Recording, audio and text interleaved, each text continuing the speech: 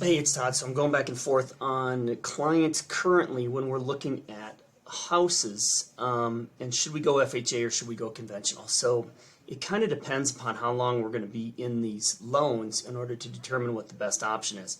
One of the killer deals is we do expect, based upon where interest rates are going, that the market is going to correct and we're going to see rates go down actually over the course of the next few years. So as a matter of fact, when I pull up interest rates, and I'll show you what it looks like here on this little chart, it shows that by the third quarter of 2024, between Fannie Mae, Mortgage Bankers Association of Realtors, everyone's predicting interest rates will be back into the high fives within the next year or so.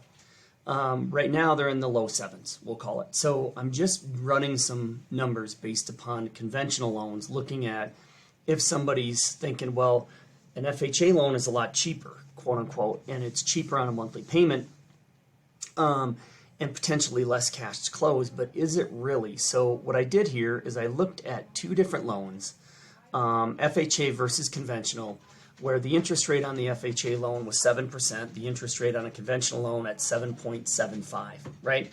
And it doesn't matter. Let's call it 550. If you hit me up, we can throw in whatever numbers you want. You can put 10% down. If you put down 5% or more, the MI on the FHA loan is a little bit less.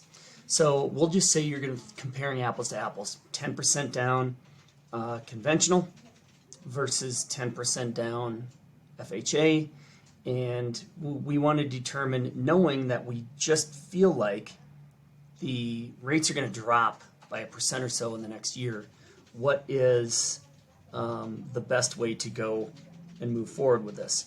So here's kind of what I'm thinking is, if we're thinking 2 years from today and I want the lowest overall cost, the conventional loan in this scenario at 550, putting 55 grand down, you've got financed upfront mortgage insurance, and that's what people don't realize is that you've got a base loan amount here, but when you add the financed mortgage insurance, your total loan amount is actually a little bit more than that. So that's what you're factoring in your monthly payment on then, right? So when we look at this, we end up with a total principal and interest payment of about $3,350 versus $3,546. But when we add the mortgage insurance, it's about $200, $210 for the FHA loan and $214 for a conventional loan.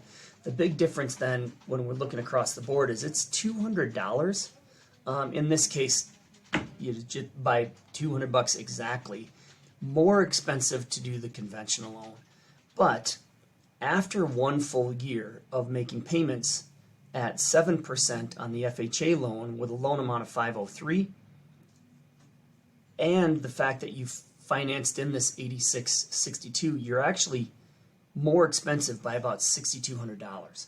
So the FHA loan, if you're only in it for 12 months, you're losing that $8,600 in equity, and ultimately it's a more expensive loan. Well, when does that cross over? When does the savings at 7% with the lower mortgage insurance actually win and save you money?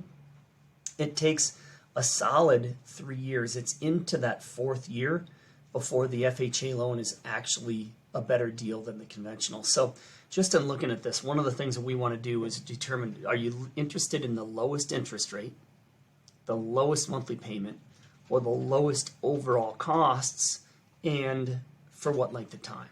So when we're looking at this, one of the things I want you to make sure you factor in is, well, this loss of equity just because of the financed mortgage insurance, how much is that, and how is that gonna affect my total ability to accumulate wealth?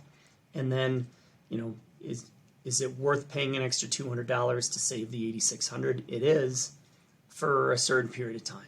So we can walk through these numbers for any loan, for anybody. If you've got questions on it, feel free to reach out.